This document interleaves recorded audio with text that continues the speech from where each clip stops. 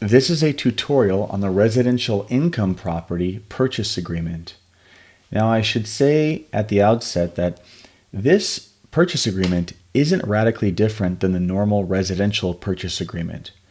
In fact, I'll often get asked by agents that may have written up an offer for, let's say, a triplex or multiple units on a normal residential purchase agreement, and they'll call me and ask if they made a big mistake and they need to redraft it or redo everything.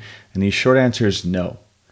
This form just has a little bit of text, some provisions that pertain to income properties, but in general, the other form can be used. Now, if you can choose, this is a better option because it does have text that addresses income properties, but ultimately it's so similar to the normal purchase contract that you'll be fine either way. All right, let's jump right into it.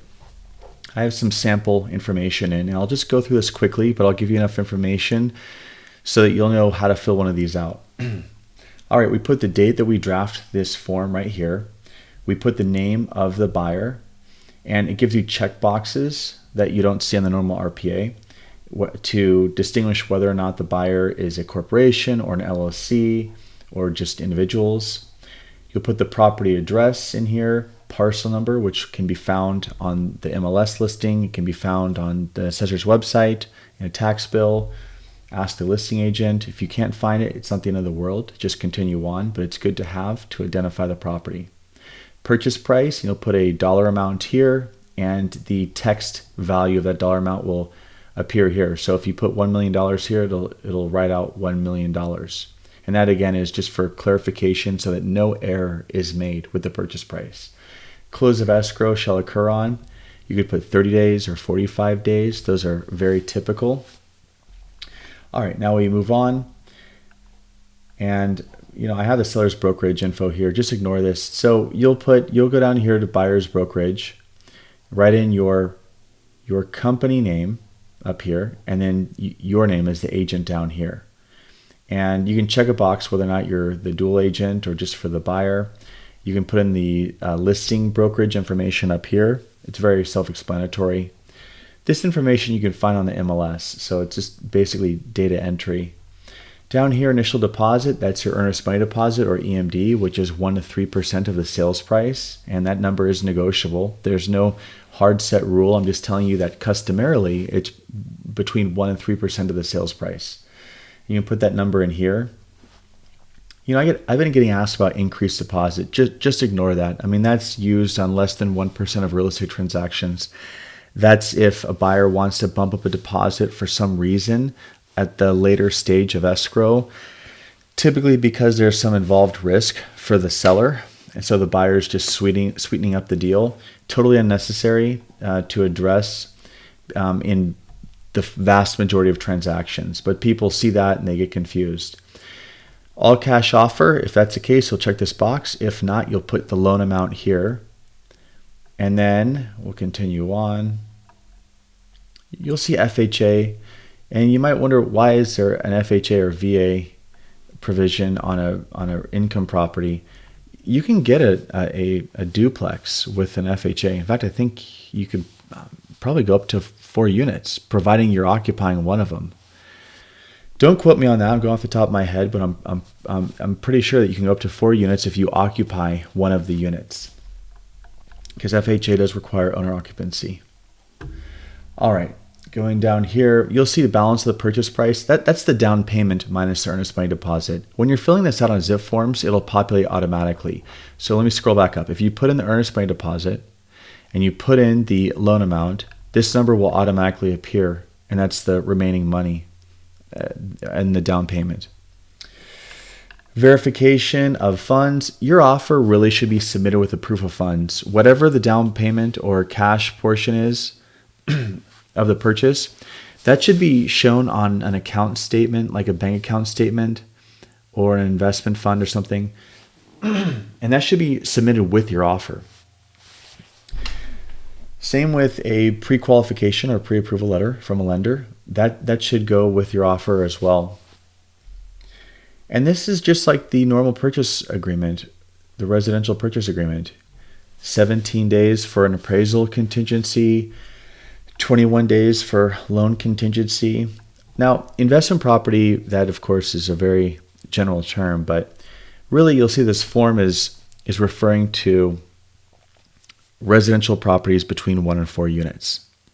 Because even if you get up into 5 units and more, that's commercial, and really you should be using a different contract for that. Do you have to? No. You could purchase more than 4 units with this contract. All right. Loan contingency, 21 days. If there's no loan contingency, like if there's a cash offer, check this box. This is all very basic, just like the normal purchase contract. If let's say the buyer needs to sell a property before they can purchase this one, check this box. Any other terms not explicitly mentioned that need to be added here, you can write that in paragraph 6. Inspections, natural hazard. Buyer should get a physical inspection, of course. Buyer should ask the seller for a termite inspection. That would be nice. You write it here, check the box, seller shall pay for the following report. If you want to get fancy, you could write wood destroying pest inspection, or you just say what people typically just say, which is the termite inspection. Prepared by a seller's choice, or you can choose the company. We'll continue on. And now, again, this diverges with what's customary in Northern California versus Southern California. Since Southern California is more uniform, I'll use that as a standard because Northern California varies county to county in terms of what's customary for closing costs. But we'll just go with the uniform Southern California approach, and we'll say that the seller is going to pay for the majority of closing costs. In my opinion, the seller should always pay for any work that has to do with making sure that smoke alarms and carbon monoxide detectors and water heaters are strapped and compliant. Seller shall pay the cost for any mandatory government inspections. People leave this blank. What happens if the city requires an inspection? Who pays for it? Better to check a box here and have the seller agree to it than go back and try to renegotiate in the middle of escrow, in my opinion. This box could be left blank. And this begs the question, what happens if the city does an inspection and says that there's some sort of mandatory retrofit or mandatory measure that must be addressed before close of escrow? That right here is where this would be addressed. People leave this blank all the time because in the majority of transactions, that's not going to come up. If you think it might, namely in a place like a city that requires an inspection, then you can check that box. All right. They had this little provision here in case there's extinguishers, imagining it's like a multifamily property with a fire extinguisher in a common area. Again, if I was writing this up, I would just check seller, seller, seller, buyer and seller both, each pay their own. I'd write that right there. I'd check both boxes, each pay their own, escrow holder to be. I'm a big fan of using the escrow division of a title company for reasons I've talked extensively about before. So I'd write in the title company name. You can write in whoever you want or seller's choice. Seller will pay for the owner's title policy issued by title company name, or you can write seller's choice. And then I just go through here checking seller, seller, seller. If there's an HOA, which is probably unlikely, you can check seller for those boxes. You can ask the seller for a home warranty. Let's pretend like we're spending, let's say, an even $1 million on an income property.